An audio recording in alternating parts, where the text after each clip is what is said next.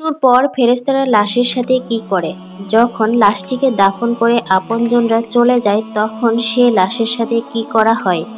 আর কবরে ফেরেশতারা এসে কি বলে? এবং ভিডিওর শেষ অংশে আমরা জানব যে দোয়াটি পাঠ করলে কবরে ফেরেশতাদের প্রশ্নের জবাব খুব সহজভাবে দিতে পারবেন। প্রিয় ভাই ও বোনেরা, খুবই গুরুত্বপূর্ণ একটি ভিডিও হতে চলেছে। আশা করি আপনি শেষ পর্যন্ত দেখবেন। প্রথম রাত নিয়ে বিশ্বনবী সাল্লাল্লাহু আলাইহি সাল্লাম বলেন, বান্দার যখন তার কবরে রাখা হয় এবং তাকে কবরে রেখে আপনজনরা শুধু এতটুকু দূরে চলে যায় তখন ওই কবরস্থ ব্যক্তি তাদের জুতোর শব্দ শুনতে পায়। রাসূল সাল্লাল্লাহু আলাইহি সাল্লাম বলেন, ঠিক সেই সময় তার নিকট দুজন ফেরেশতা এসে তাকে বসিয়ে প্রশ্ন করা শুরু করে। তখন সর্বপ্রথম মৃত ব্যক্তিকে শোয়া থেকে বসিয়ে দেওয়া হয়। তখন মৃত ব্যক্তির কাছে মনে হয় সূর্য ডুবে যাচ্ছে। সে বসে তার চোখ মুছতে মুছতে বলতে থাকে, তোমরা আমাকে ছেড়ে দাও, আমি নামাজ আদায় করব। সুবহানাল্লাহ। যেহেতু সূর্য ডুবে যাচ্ছে সে মনে করবে আজ তো আসরের নামাজ আদায় করি নাই। তখন ফেরেশতা হয় বুঝতে পারবে লোকটি দুনিয়াতে নামাজি এবং মুত্তাকিন ছিলেন।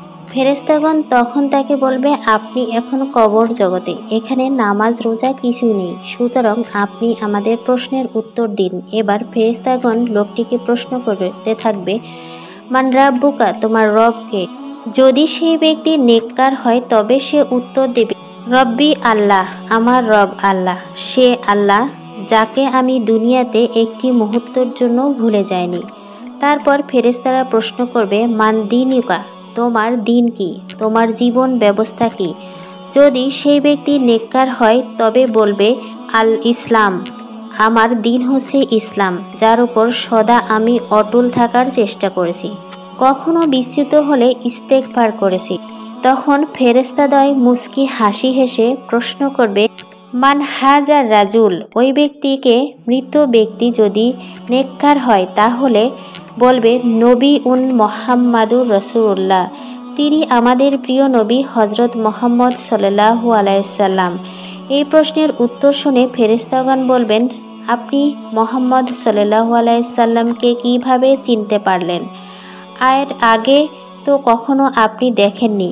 মুমিন বান্দা বলবেন, আমি আল্লাহর কিতাব পড়েছি এবং তার প্রতি ঈমান এনেছি, তাকে জীবনভর এতটা অনুসরণ করেছি যে হৃদয়ে তার ছবি এঁকে নিয়েছি, আর আল্লাহ পাকের হুকুমে তাকে এখন আমি চিনতে পেরেছি। সুবহানাল্লাহ।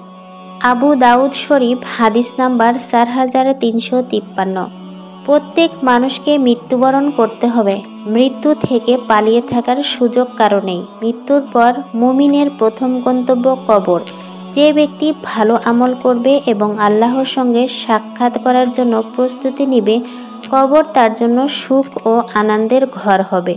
আর যে ব্যক্তি খারাপ আমল করবে এবং আল্লাহর আনুগত্যের ক্ষেত্রে ত্রুটি করবে, কবর তার জন্য অন্ধকার ঘর হবে। এই জন্য আল্লাহ তাআলা বলেন, কবরে মুনকার নাকির ফেরেশতার প্রশ্নের উত্তর তারাই দিতে পারবে যারা মৃত্যু পর্যন্ত ঈমানের পথে প্রতিষ্ঠিত ছিল, আর যারা ইহকালের পথে ঈমানের পথে প্রতিষ্ঠিত ছিল না। মৃত্যুর পর তার মুনকার নেকিরের সওয়াল জবাব শুধু বলবে, লা আদ্রি, লা আদ্রি, আমি কিছুই জানি না, আফসোস, আমি কিছুই জানি না, আমি তো কিছুই বুঝতে পারছি না।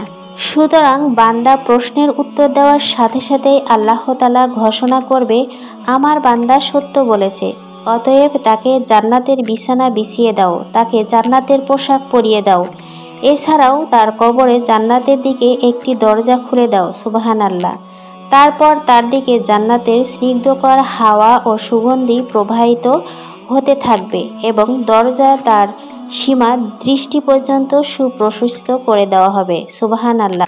মসনদে হাদিস নাম্বার 18534। বিশ্বনবী হযরত মুহাম্মদ সাল্লাল্লাহু আলাইহি সাল্লাম আরও বলেন, মৃত ব্যক্তির কাছে একজন সুন্দর সুরভি উত্তর পোশাক পরিহিত সুশ্রী ব্যক্তি আগমন করে বলবে, সুসংবাদ গ্রহণ করো যা তোমাকে আনন্দিত করবে, আজ তোমার প্রতিশ্রুতির দিন।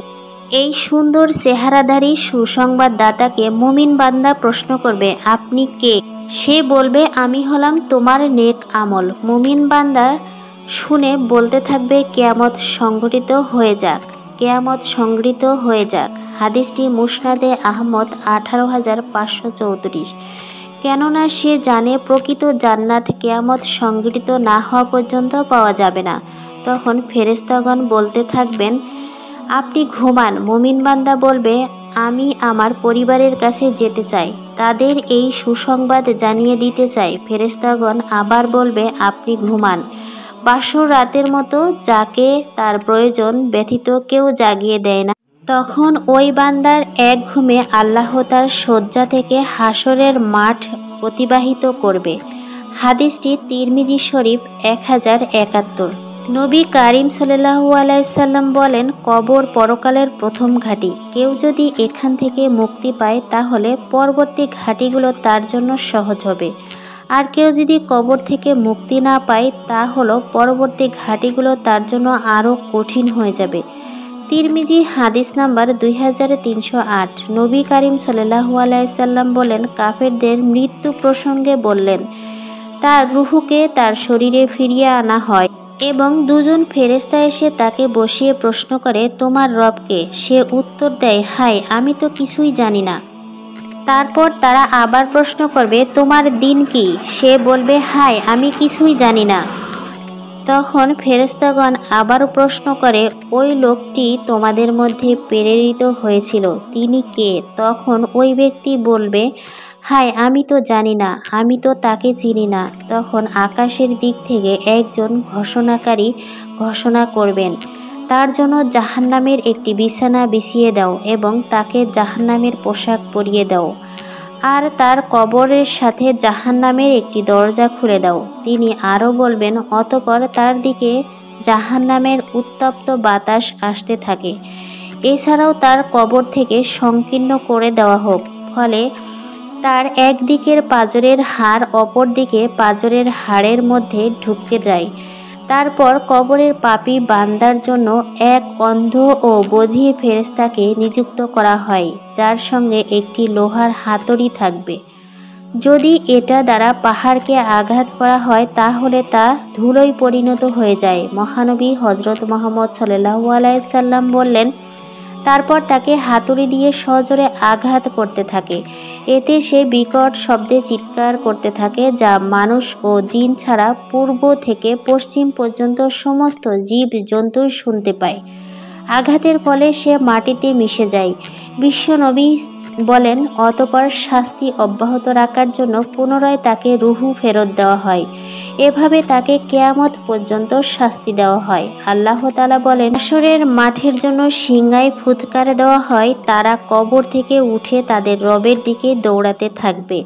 তখন তারা বলবে, হায় দুর্ভাগা, আমাদের আরামের নিদ্রা হতে কে উঠালো? ফেরেশতাগণ উত্তরে বলবে, এটাই তো হলো সেই দয়াময় আল্লাহ তাআলার প্রতিশ্রুত দানের দিন। রাসূল সাল্লাল্লাহু আলাইহি সাল্লাম যে সত্য ওয়াদা দিয়েছিলেন, তোমাদেরকে মুমিন বান্দারা তাদের আরামের ঘুমে ডিস্টার্ব হওয়ার কারণে প্রশ্নটা করবে যে, কে আমাদের এই আরামের ঘুমটা ভাঙালো?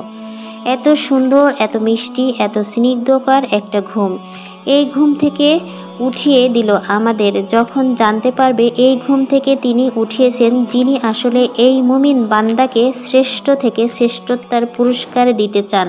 অন্তরে আশা জাগ্রত হওয়া মাত্রই মুমিন ব্যক্তি আনন্দে উচ্ছ্বাসে চারিদিকে চিৎকারে চেঁচামেচি করে সবাইকে বলতে থাকবে, দেখো আমার ডান হাতটা দেখো, আমার আমলনামা আমার ডান হাতে দেওয়া হয়েছে। আমি জানতাম এমন একটি দিন আসবে, আমি জানতাম। এত উচ্ছ্বাস, এত আনন্দ। আল্লাহ তাআলা বলেন, এটাই তো শ্রেষ্ঠ সফলতা, এটাই তো হচ্ছে প্রকৃত সফলতা, যার জন্য আমাদের প্রতিযোগিতা করা উচিত। এই দুনিয়ার জীবনে অর্থ সম্পদের পিছে প্রতিযোগিতা নয়, প্রতিযোগিতা হবে জান্নাতে যাওয়ার জন্য। সুবহানাল্লাহ। প্রিয় ভাই বোনেরা, আসুন এই পর্যায়ে আমরা জেনে নিই কোন আমল করলে কবরে ফেরেশতাদের প্রশ্নের উত্তর সহজে দিতে পারবেন। আমরা একটি দোয়া শিখে নেব। যে ব্যক্তি প্রতিদিন এই দোয়াটি পাঠ করবে তার জন্য আল্লাহ তাআলার পক্ষ থেকে অনেক রহমত বর্ষিত হবে। তো এই দোয়াটির একটি বিশেষ উপায়ে পাঠ করতে হবে। এই দোয়াটি পাঠ করলে তিনটি সুবিধা পাওয়া যায়। 1 নাম্বার হচ্ছে দোয়াটি পাঠ করলে আল্লাহ তাআলা থেকে ওই ব্যক্তির দিকে পেরেশানি আল্লাহ তাআলা দূর করে দেবেন এবং কবরে ফেরেশতাদের প্রশ্নের জবাব খুব সহজেই দেওয়া যাবে।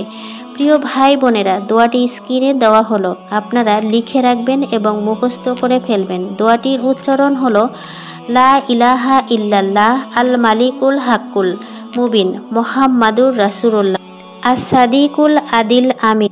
আপনি প্রতিদিন এই দোয়াটি পাঠ করলে ইনশাআল্লাহ আপনার কবরের ফেরেশতাদের সওয়াল জবাব সহজে দিতে পারবেন। সুবহানাল্লাহ।